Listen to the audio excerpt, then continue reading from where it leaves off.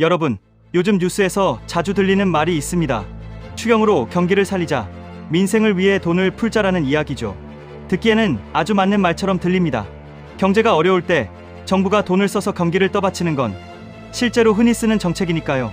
그런데 중요한 건 돈을 푸느냐 마느냐가 아니라 언제, 어떻게, 어떤 상황에서 푸느냐입니다. 같은 정책도 어떤 때는 경기 부양이 되지만 어떤 때는 환율과 금리를 자극해서 시장을 더 불안하게 만들 수 있습니다. 1. 추경이 항상 호재는 아닌 이유. 보통 사람들은 이렇게 생각합니다. 경기가 꺾이면 정부가 돈을 푼다. 그러면 소비가 살아난다. 소비가 살아나면 기업 매출이 늘고 고용도 늘어난다. 이 흐름이 자연스럽고 익숙하죠. 그런데 시장은 그렇게 단순하게 보지 않습니다. 시장은 늘 질문합니다. 그 돈은 어디서 나오지? 재정은 괜찮나? 원화 가치는 더 흔들리지 않나를 함께 봅니다. 특히 지금처럼 환율이 민감하고 외환시장 불안이 커지고 재정 여력에 대한 시선도 예민한 시기에는 추경이 단순한 부양책이 아니라 경고 신호처럼 읽힐 수도 있습니다. 2. 한국은 왜 더 민감한가? 한국은 수출 의존도가 높고 에너지와 원자재를 많이 수입합니다. 그래서 환율이 흔들리면 그 충격이 바로 물가와 기업 비용으로 번집니다. 예를 들어 원유, 가스, 원자재 가격은 대부분 달러로 결제됩니다.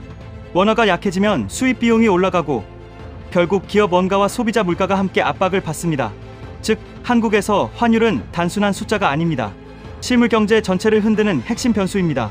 3. 시장이 보는 건 규모보다 신호. 추경이 10조 원인지 20조 원인지보다 시장이 더 민감하게 보는 건 그 정책이 어떤 신호를 주느냐입니다. 만약 정책이 생산성 향상, 산업 경쟁력 강화, 공급망 안정, 기술 투자로 연결되면 시장은 긍정적으로 볼 수 있습니다. 반대로 현금성 지원처럼 단기 소비만 자극하고 구조 개선이 없다면 시장은 지금 상황이 생각보다 더 나쁘구나라고 받아들일 수 있습니다. 최근 한국의 경우 2026년 추가 경정 예산이 통과되면서 성장 방어 효과가 있었다는 평가도 있었지만 동시에 재정과 환율에 대한 경계심도 커졌습니다. 4. 왜 외국인이 먼저 반응하나? 국내 투자자는 정책 발표를 들으면 나라가 경기를 살리려는구나라고 생각할 수 있습니다. 하지만 외국인 투자자는 다릅니다. 그들은 한국 경제를 한국인의 감정으로 보지 않고 수익과 리스크로만 봅니다. 외국인 입장에서는 주가가 올라가도 환율이 더 크게 흔들리면 오히려 손실일 수 있습니다. 즉, 한국 주식의 수익보다 원화 약세에서 오는 환차손이 더 무섭습니다. 그래서 추경이 발표되거나 돈이 더 풀린다는 신호가 나왔을 때 외국인이 이건 경기 회복이 아니라 원화 약세 심화로 해석하면 자금 이탈이 빨라질 수 있습니다. 5. 한국 경제의 약한 고리, 건설업. 지금 한국 경제에서 가장 먼저 봐야 할 약한 고리는 건설업입니다. 건설업은 단순히 집을 짓는 산업이 아니라 금융과 고용과 소비를 동시에 건드립니다. 최근 한국은행도 건설 프로젝트 파이낸싱, 즉 PF에 대한 단기 금융 위험이 커졌다고 지적했습니다. 부동산 시장이 식고 공사비는 높아진 상황에서 PF가 부담이 되고 있다는 뜻입니다. 또 실제로 최근 대형 건설사들조차 PF 관련 미회수 채권과 부실 부담이 커졌다는 보도가 있었습니다. 즉, 건설 문제는 더 이상 일부 업체의 문제가 아니라 업계 전반의 신용 문제로 번질 수 있습니다. 6. PF가 왜 무서운가? PF는 쉽게 말해 미래에 팔릴 걸 믿고 지금 돈을 빌리는 구조입니다. 아파트나 개발 사업이 잘 되면 문제가 없습니다. 하지만 분양이 안 되거나 사업이 지연되면 미래 수익으로 갚아야 할 돈이 한꺼번에 부실로 바뀝니다. 문제는 PF가 건설사에서 끝나지 않는다는 점입니다. 증권사, 저축은행, 캐피탈 같은 금융기관까지 연결돼 있기 때문에 건설이 흔들리면 금융도 함께 흔들립니다.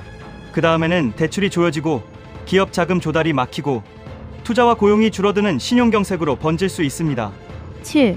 환율이 왜 먼저 움직이나? 시장에서는 돈을 푸는 정책보다 더 먼저 환율을 봅니다. 왜냐하면 환율은 정책의 진짜 지속 가능성을 보여주는 신호이기 때문입니다. 최근 원달러 환율은 1,500원 안팎까지 올라갔고 시장에서는 1,500원 돌파 가능성도 계속 거론됐습니다. 이런 상황에서는 정부가 돈을 더 풀수록 원화 약세 압력이 커질 수 있다는 우려가 나옵니다. 즉, 경기를 살리려던 정책이 오히려 원화를 더 약하게 만드는 정책으로 읽힐 수 있다는 겁니다. 8. 외환 보유액이 줄어들면 생기는 일. 환율이 급등하면 정부와 외환당국은 시장에 개입할 수 있습니다. 그 수단 중 하나가 외환 보유액을 써서 달러를 공급하는 것입니다. 그런데 외환 보유액은 무한하지 않습니다. 최근 한국의 외환 보유액은 시장 개입 영향으로 감소한 바 있고 FX 안정화 목적의 채권 발행 한도까지 확대됐습니다. 문제는 외환 보유액이 줄어들면 시장이 정부가 어디까지 버틸 수 있지를 계산하기 시작한다는 점입니다. 그 순간부터 환율은 경제지표가 아니라 심리전이 됩니다. 9. 결국 국민에게 오는 충격. 환율이 오르면 가장 먼저 타격을 받는 건 수입 물가입니다.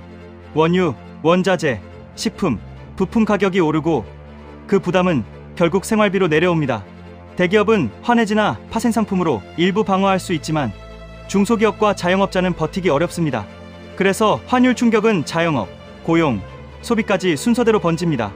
이게 무서운 이유는 처음에는 숫자로만 보이지만 시간이 지나면 장바구니, 물가와 대출 이자로 체감되기 때문입니다. 정리하면 지금 중요한 건 돈을 푸느냐 마느냐가 아닙니다. 그 돈이 어떤 시점에, 어떤 방식으로, 어떤 신호와 함께 풀리느냐입니다.